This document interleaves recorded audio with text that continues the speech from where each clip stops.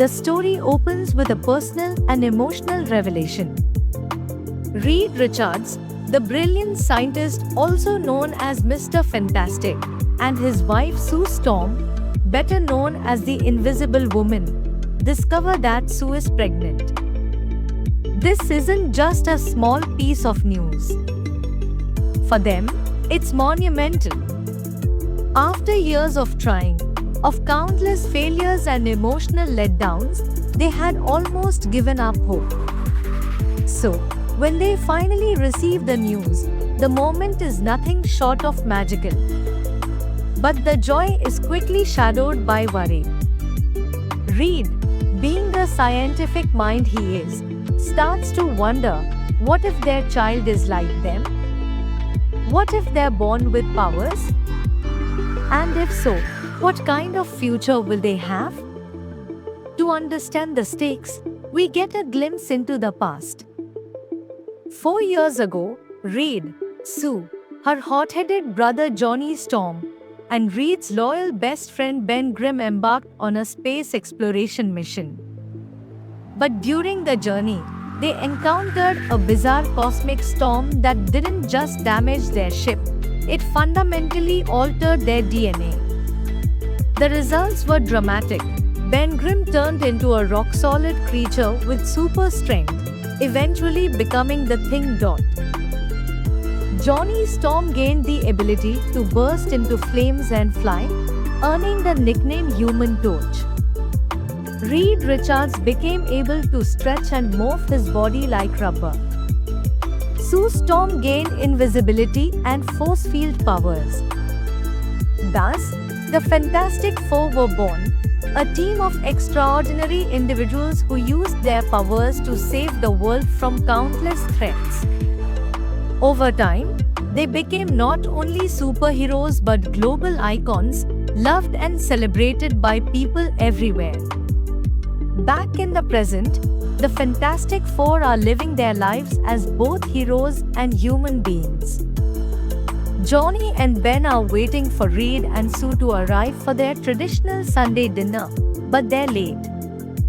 When they finally show up, Ben immediately notices something's different. Sue's glowing with happiness. The truth comes out, she's pregnant. The team celebrates the news, and soon, the entire world knows. Their home is modified to be baby-proof, and their fans are buzzing with questions. Will the baby have powers? What kind? Even Reed can't help but wonder. He dives into research, running test after test, trying to predict what kind of child they might bring into the world. Sue, however, is frustrated by all the experiments. We've done enough tests, she says. The baby is fine. She even uses her powers to make her belly partially invisible, revealing the unborn baby to Reed, a moment of beautiful vulnerability. While the Fantastic Four adjust to the idea of a new family member, something strange is happening. Reed begins receiving transmissions from deep space, signals that are undecipherable and deeply alien. He's also continuing his teleportation experiments. He manages to teleport an egg, proving that small-scale teleportation is possible, but the energy required is enormous. Still, he presses on. Then, the unexpected happens. A cosmic entity arrives on Earth, a shining, silver-skinned figure riding a floating board. She lands right in Times Square and introduces herself not with a name, but with a question. Are you the protectors of this planet? Sue steps forward and answers, yes. The being, who we'll come to know as the Silver Surfer, gives them a chilling message. Your planet is doomed, she says. Galactus is coming. He will consume it. And just like that, she vanishes. Johnny is intrigued. There's something about the surfer, mysterious, powerful, but not overtly hostile. He tries to follow her, grabs hold of her board briefly, and hears her speak again in an unknown language. Reed's research becomes more urgent. He discovers that several planets in deep space have been destroyed, and the Silver Surfer was present at each one.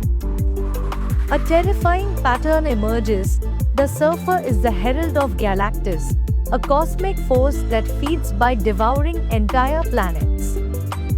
Before Earth can prepare, Galactus is already on his way. Then comes the worst news of all. Galactus contacts the Fantastic Four and offers them a deal. Give me your child, and I'll spare your planet. Apparently, the unborn baby, Franklin, possesses infinite cosmic potential, enough to replace Galactus and free him from his endless hunger. Reed and Sue are horrified. They refuse the offer, of course. But Galactus doesn't take no lightly. He triggers Sue's labor early using his power, trying to force them into desperation. The team scrambles to escape and protect Sue and the baby. With Galactus looming, and the Silver Surfer always watching, it becomes a race against time. In the most intense of circumstances, aboard a ship escaping toward a black hole, Sue gives birth to Franklin Richards. The baby is healthy, seemingly normal. But deep down, Reed knows there's more to him than meets the eye. They return to Earth, and the public cheers their arrival. But the relief is short-lived. Galactus is not done.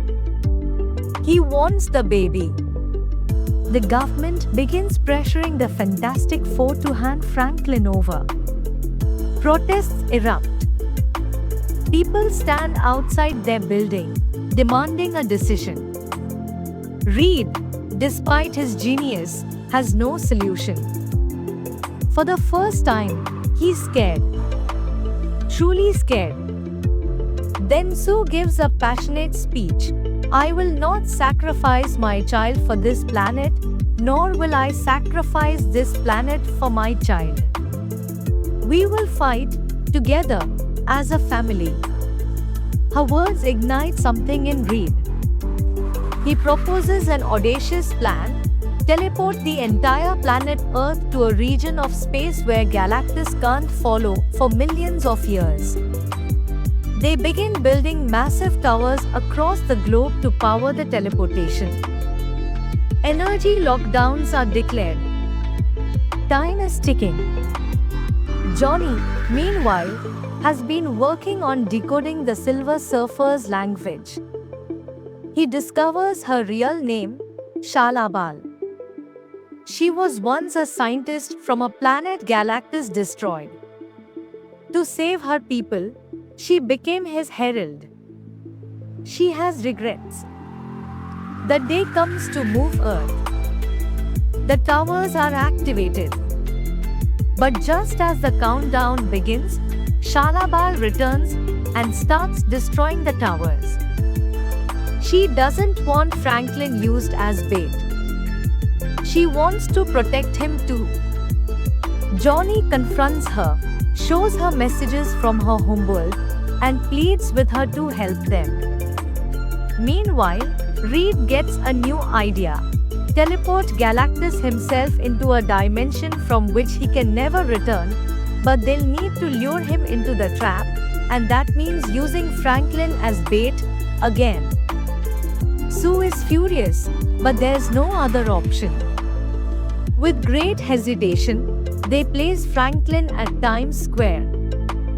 Galactus lands in New York. He sniffs the air, scans the city, and heads straight for the baby. The Fantastic Four fight with everything they've got. Galactus is unstoppable. He tosses Ben into space, crushes Sue's car, and stretches Reed like a rag doll. But they don't give up. Just as Galactus reaches Franklin, Sue unleashes her full power. She pulls him into the teleportation zone. Johnny prepares to sacrifice himself to trigger the portal. But at the last second, Shalabal intervenes. She grabs Galactus and hurls both of them into the dimension. The threat is gone, but the price is steep. Sue collapses, dead from the energy overload. Reed tries CPR, but nothing works. Ben tells him to stop. Franklin, crying, is placed on Sue's chest. And then something incredible happens. Franklin's powers awaken. He brings Sue back to life. Her heart beats again. She breathes. Franklin claps. The Fantastic Four embrace, their family complete. 4 years later, we see Sue reading a book to little Franklin. He's older now, happy, curious, powerful. Then, without warning, Doctor Doom appears. A new chapter is about to begin. So, that's the Fantastic Four. First Steps, a story that blends superhero action with deep emotion, high stakes, and the strength of family. It's a bold new direction for the franchise and sets up an exciting future for the Marvel Universe.